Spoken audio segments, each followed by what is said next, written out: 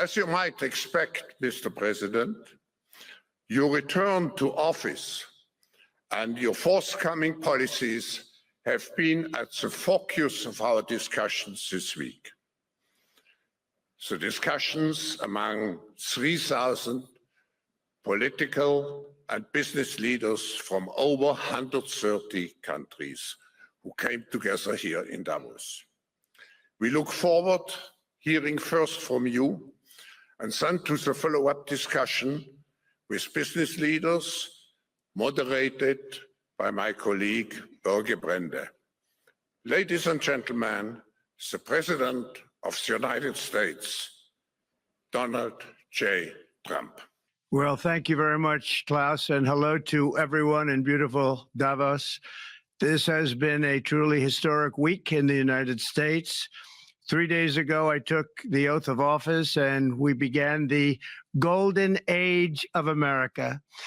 The recent presidential election was won by millions of votes, and all seven, every one of them, all seven swing states.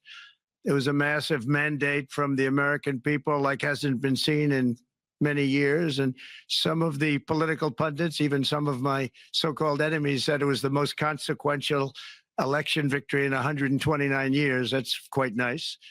What the world has witnessed in the past 72 hours is nothing less than a revolution of common sense. Our country will soon be stronger, wealthier, and more united than ever before, and the entire planet will be more peaceful and prosperous as a result of this incredible momentum and what we're doing and going to do.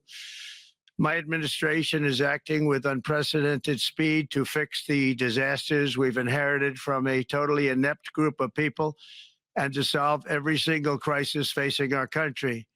This begins with confronting the economic chaos caused by the failed policies of the last administration. Over the past 4 years, our government racked up $8 trillion in wasteful deficit spending and inflicted nation-wrecking energy restrictions, crippling regulations, and hidden taxes like never before. The result is the worst inflation crisis in modern history and sky-high interest rates for our citizens and even throughout the world. Food prices and the price of almost every other thing known to mankind went through the roof. President Biden totally lost control of what was going on in our country, but in particular with our high inflation economy and at our border. Because of these ruinous policies, total government spending this year is $1.5 trillion higher than was projected to occur when I left office just 4 years ago. Likewise, the cost of servicing the debt is more than 230% higher than was projected in 2020. The inflation rate we are inheriting remains 50% higher than the historic target. It was the highest inflation probably in the history of our country. That's why from the moment I took office, I've taken rapid action to reverse each and every one of these radical left policies that created this calamity, in particular with immigration, crime, and inflation. On day one, I signed an executive order directing every member of my cabinet to marshal all powers at their disposal to defeat inflation and reduce the cost of daily life.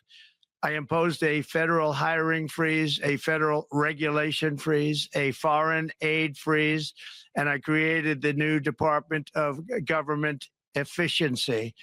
I terminated the ridiculous and incredibly wasteful Green New Deal. I call it the Green New Scam.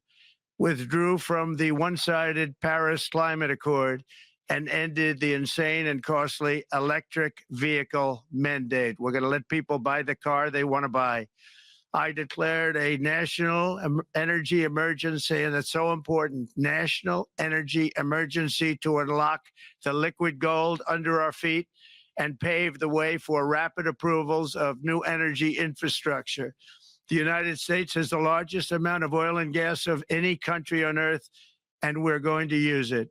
Not only will this reduce the cost of virtually all goods and services, it'll make the United States a manufacturing superpower and the world capital of artificial intelligence and crypto. My administration has also begun the largest deregulation campaign in history, far exceeding even the record-setting efforts of my last term. In total, the Biden administration imposed $50,000 in additional regulatory costs on the average American household over the last 4 years. I have promised to eliminate 10 old regulations for every new regulation, which will soon put many thousands of dollars back in the pockets of American families. To further unleash our economy, our majorities in the House and Senate, which we also took along with the presidency, are going to pass the largest tax cut in American history, including massive tax cuts for workers and family, and big tax cuts for domestic producers and manufacturers.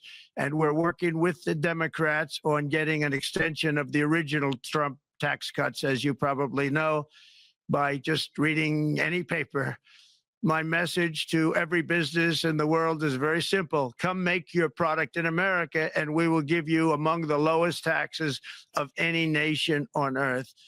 We're bringing them down very substantially, even from the original Trump tax cuts. Already, Americans' economic, you can see this, I think, maybe even in your wonderful, wonderful room that you're all gathered together, so many of my friends, but Americans, the economic confidence is soaring like we haven't seen in many, many decades, maybe not at all. Upon my election, it was just announced that small business optimism skyrocketed by 41 points in a single month. That's the highest ever. There's never been anything like that. SoftBank has announced between a $100 and $200 billion investment in the U.S. economy because of the election result. And just 2 days ago, Oracle, SoftBank, and OpenAI announced a $500 billion investment in AI infrastructure.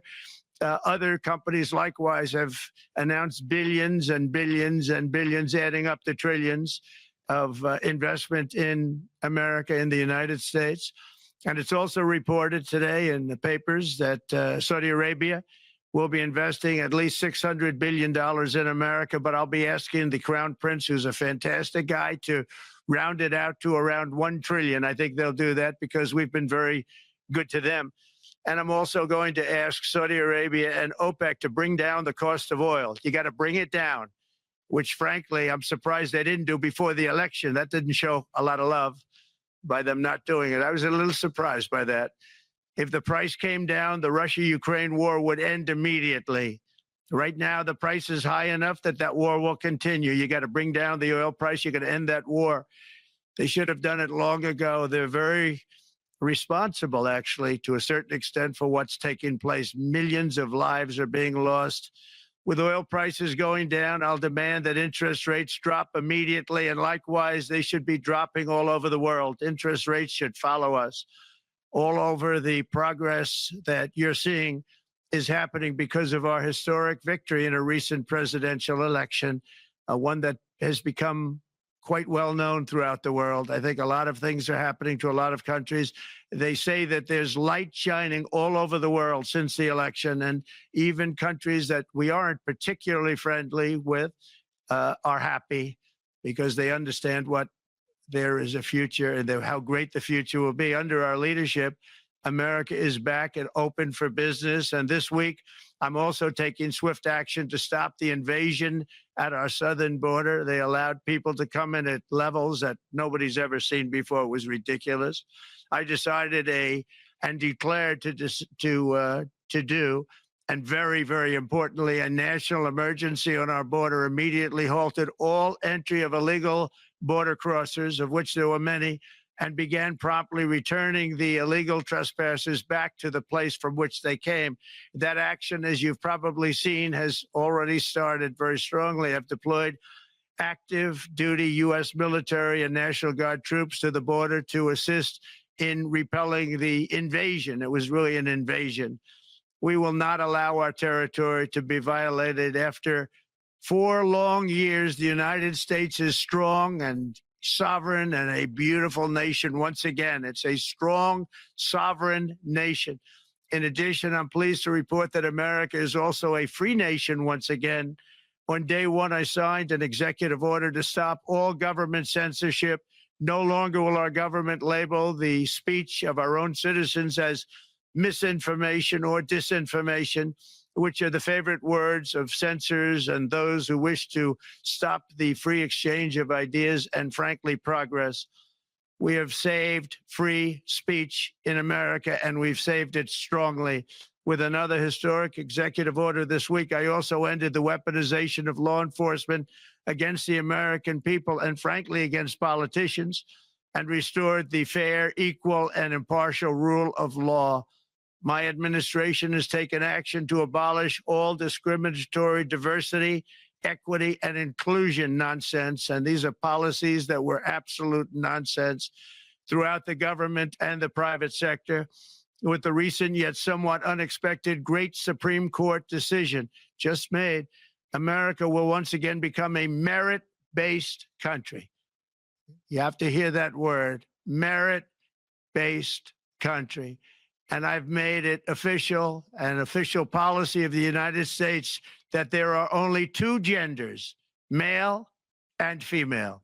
And we will have no men participating in women's sports, and transgender operations, which became the rage, will occur very rarely. Finally, as we restore common sense in America, we're moving quickly to bring back strength and peace and stability abroad. I'm also going to ask all NATO nations to increase defense spending to 5% of GDP, which is what it should have been years ago. It was only at 2%, and most nations didn't pay until I came along. I insisted that they pay, and they did, because the United States was really paying the difference at that time, and it was unfair to the United States. But many, many things have been unfair for many years to the United States. Before even taking office, my team negotiated a ceasefire agreement in the Middle East, which wouldn't have happened without us, as I think most of the people in the room know. Earlier this week, the hostages began to return to their families. They are returning, and it's a beautiful sight, and they'll be coming in more and more. They started coming back on Sunday. Our efforts to secure a peace settlement between Russia and Ukraine are now hopefully underway. It's so important to get that done. That is an absolute killing field. Millions of soldiers are being killed. Nobody's seen anything like it since World War II.